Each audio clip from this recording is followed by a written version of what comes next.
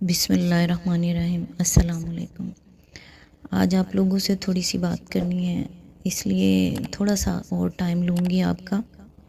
میری گزارش ہے آپ لوگوں سے، آپ لوگ اپنے لیے 20-25 منٹ لازمی نکالا کریں۔ یہ ویڈیو 20-22 منٹ کی ہی ہوتی ہے، اس سے زیادہ نہیں ہے۔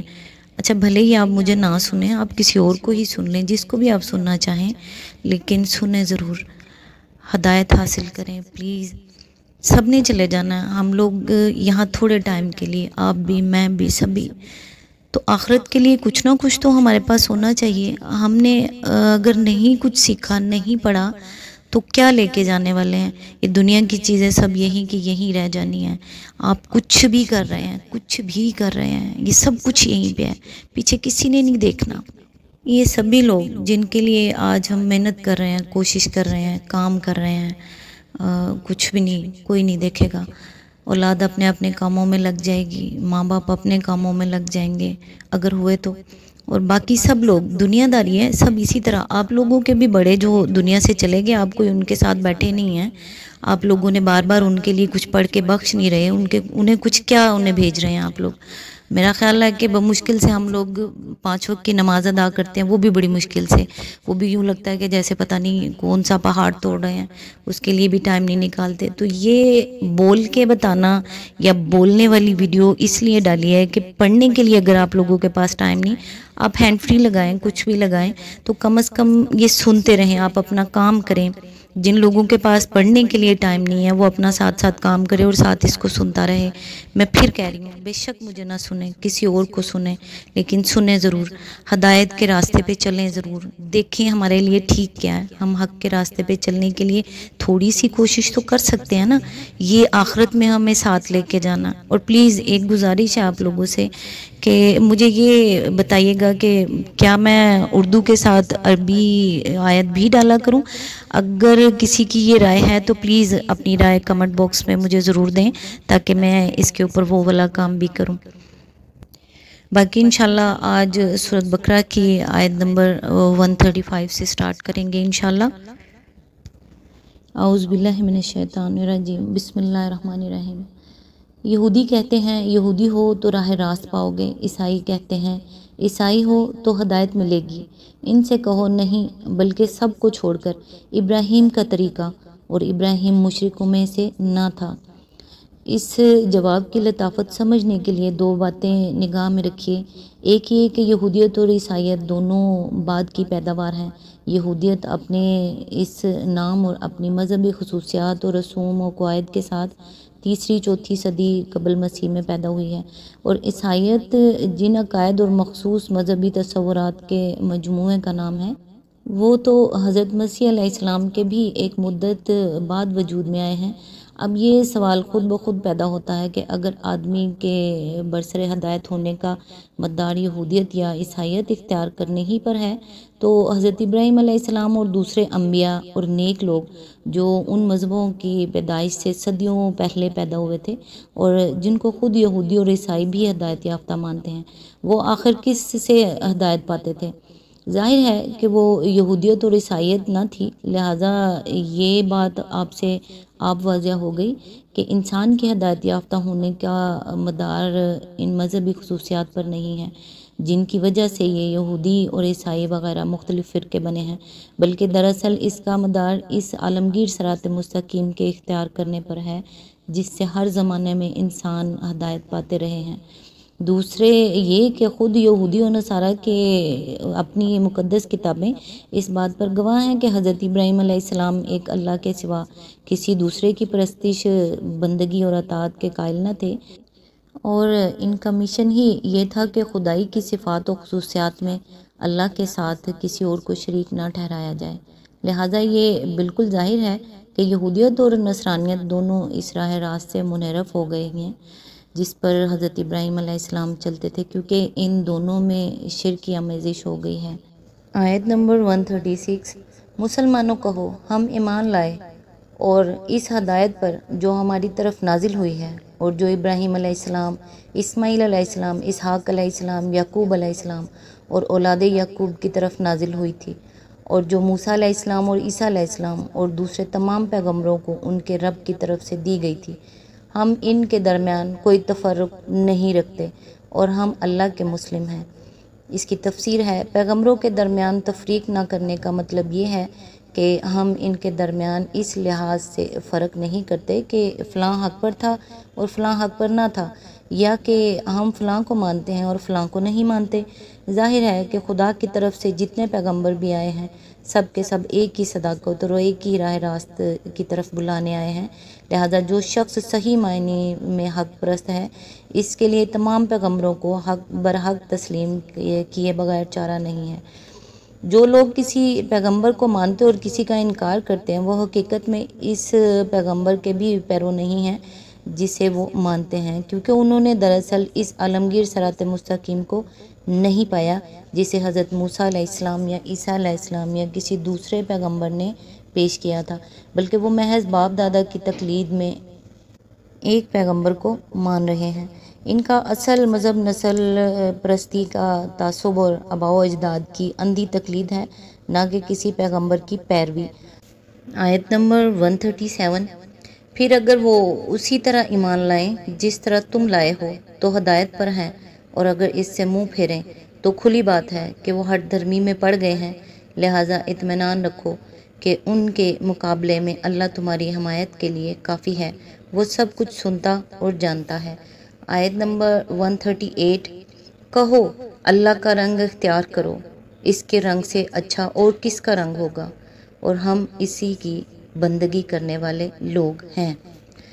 تفسیر ہے، اس آیت کے دو ترجمے ہو سکتے ہیں، ایک یہ کہ ہم نے اللہ کا رنگ اختیار کر لیا، دوسرے یہ کہ اللہ کا رنگ اختیار کرو۔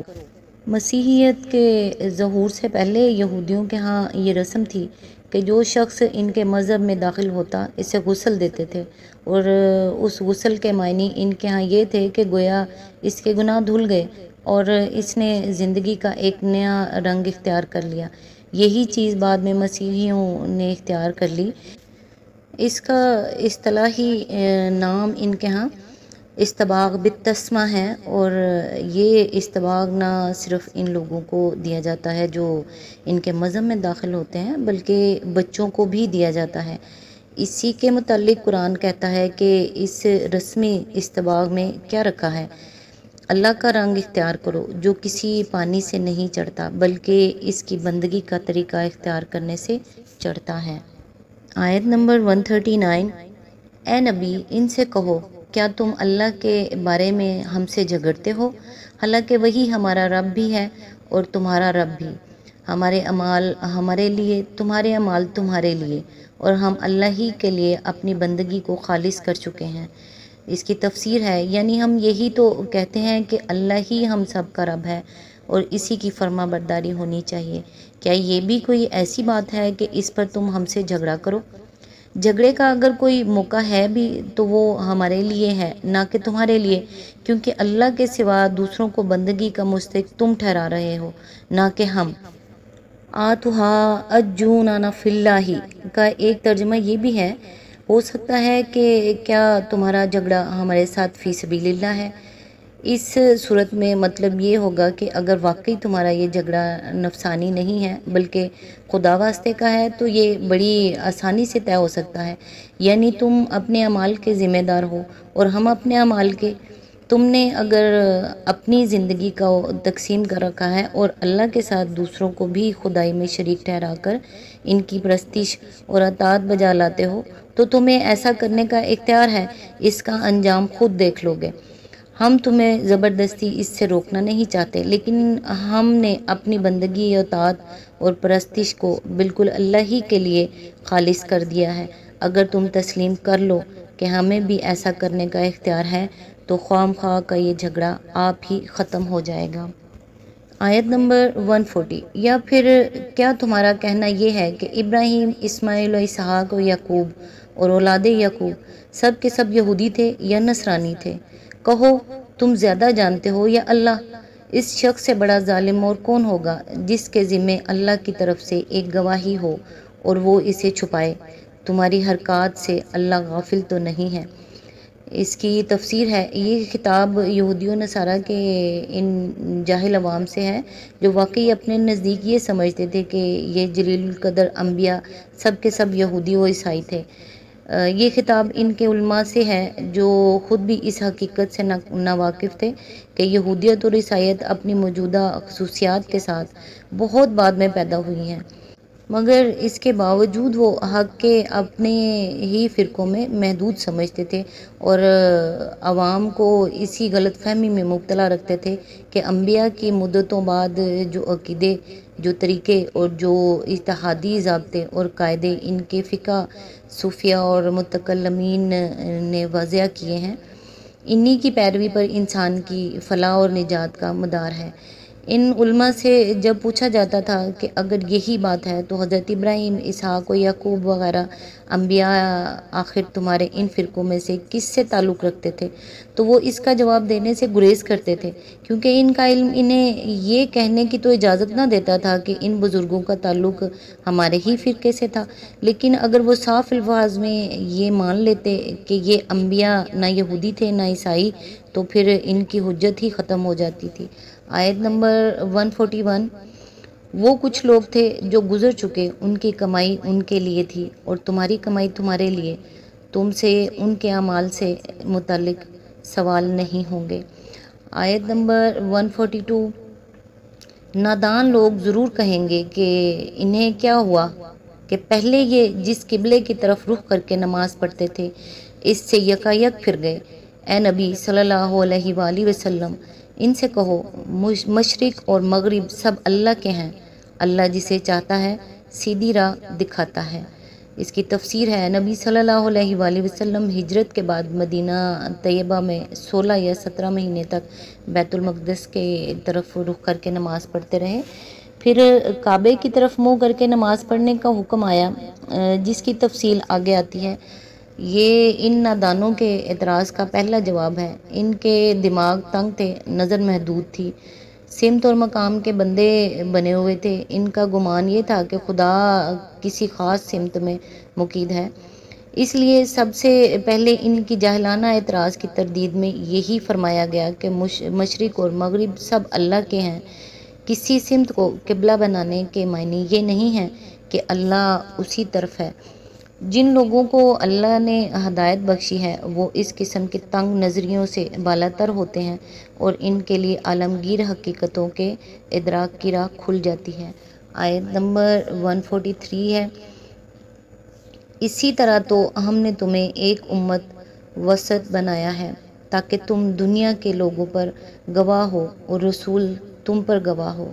پہلے جس طرف تم رخ کرتے تھے اس کو تو ہم نے صرف یہ دیکھنے کے لیے مقرر کیا تھا کہ کون رسول کی پیروی کرتا ہے اور کون الٹا پھر جاتا ہے۔ یہ معاملہ تھا تو بڑا سخت، مگر ان لوگوں کے لیے کچھ بھی سخت نہ ثابت ہوا جو اللہ کی ہدایت سے فیض یاب تھے۔ اللہ تمہارے اس ایمان کو ہرگز ضائع نہ کرے گا، یقین جانو کہ وہ لوگوں کے حق میں نہایت شفیق و رحیم ہے۔ اس کی تفسیر ہے، یہ امت محمد صلی اللہ علیہ وآلہ وسلم کی امامت کا اعلان ہے۔ اسی طرح کا اشارہ دونوں طرف ہے، اللہ کی اس رہنمائی کی طرف بھی جس سے محمد صلی اللہ علیہ وسلم کی پیروی قبول کرنے والوں کو سیدھی راہ معلوم ہوئی اور ترقی کرتے کرتے اس مرتبے پر پہنچے کہ امت وسط قرار دیے گئے، اور تحویل قبلہ کی طرف بھی کہ نادان اسے محض ایک سمت سے دوسری سمت کی طرف پھرنا سمجھ رہے ہیں، حالانکہ دراصل بیت المقدس سے کعبے کی طرف سمت قبلہ کا پھرنا یہ معنی رکھتا ہے کہ اللہ نے بنی اسرائیل کو دنیا کی پیشوائی کے منصب سے باضابطہ معزول کیا اور امت محمدی صلی اللہ علیہ وآلہ وسلم کو اس پر فائز کر دیا۔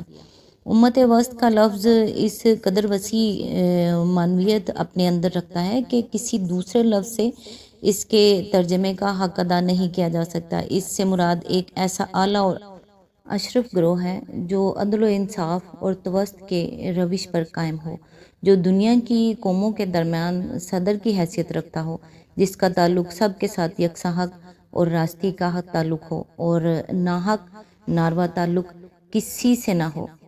پھر یہ جو فرمایا کہ تمہیں امت وسط اس لیے بنایا گیا ہے کہ تم لوگوں پر گواہ ہو اور رسول تم پر گواہ ہو۔ تو اس سے مراد یہ ہے کہ آخرت میں جب پوری نوع انسانی کا اکٹھا حساب لیا جائے گا، اس وقت رسول اللہ صلی اللہ علیہ وآلہ وسلم ہمارے ذمہ دار نمائندے کی حیثیت سے تم پر گواہی دے گا کہ فکر صحیح اور عمل صالح اور نظام عدل کی جو تعلیم ہم نے اسے دی تھی وہ اس نے تم کو بے کم و کاست پوری پہنچا دی اور عملاً اس کے مطابق کام کر کے دکھا دیا۔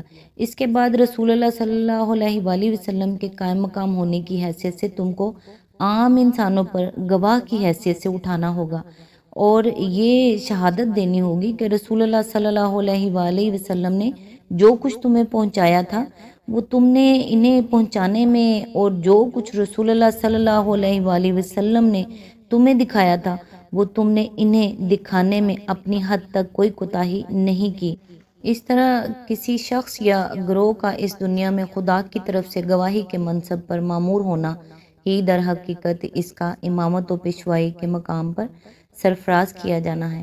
اس میں جہاں فضیلت اور سرفرازی ہے وہیں ذمہ داری کا بہت بڑا بھار بھی ہے۔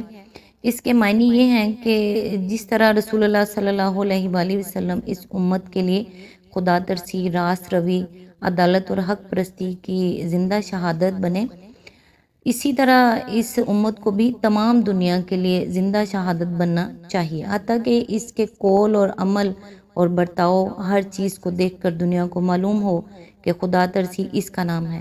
راست روی یہ ہے کہ عدالت اس کو کہتے ہیں، اور حق پرستی ایسی ہوتی ہے۔ پھر اس کے معنی یہ بھی ہیں کہ جس طرح خدا کی ہدایت ہم تک پہنچانے کے لیے رسول اللہ صلی اللہ علیہ وآلہ وسلم کی ذمہ داری بڑی سخت تھی، حتیٰ کہ اگر وہ اس میں ذرا سی کوتاہی بھی کرتے تو خدا کے ہاں ماخوذ ہوتے، اسی طرح دنیا کے عام انسانوں تک اس ہدایت کو پہنچانے کی نہایت سخت ذمہ داری ہم پر عائد ہوتی ہے۔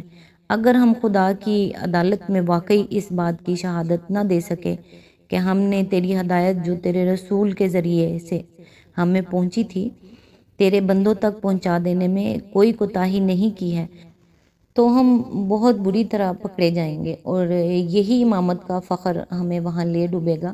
ہماری امامت کے دور میں ہماری واقعی کوتاہیوں کے سبب سے خیال اور عمل کی جتنی گمراہیاں دنیا میں پھیلی ہیں، وہ جتنے فساد اور فتنے خدا کی زمین میں برپا ہوئے ہیں، ان سب کے لیے آئمہ شر اور شیاطین انس و جن کے ساتھ ساتھ ہم بھی ماخوذ ہوں گے۔ ہم سے پوچھا جائے گا کہ جب دنیا میں معصیت، ظلم اور گمراہی کا یہ طوفان برپا تھا تو تم کہاں مر گئے تھے؟ یعنی اس سے مقصود یہ دیکھنا تھا کہ کون لوگ ہیں جو جاہلیت کے تعصبات اور خاک و خون کی غلامی میں مبتلا ہیں، اور کون ہیں جو ان بندشوں سے آزاد ہو کر حقائق کا صحیح ادراک کرتے ہیں۔ ایک طرف اہل عرب اپنے وطنی و نسلی فخر میں مبتلا تھے اور عرب کے کعبے کو چھوڑ کر باہر کے بیت المقدس کو قبلہ بنانا ان کی اس قوم پرستی کے بت پر ناقابل برداشت ضرب تھا۔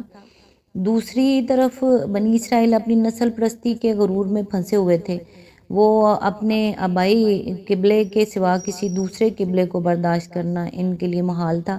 ظاہر ہے کہ یہ بت جن لوگوں کے دلوں میں بسے ہوئے ہوں وہ اس راستے پر کیسے چل سکتے تھے جس کی طرف اللہ کا رسول انہیں بلا رہا تھا۔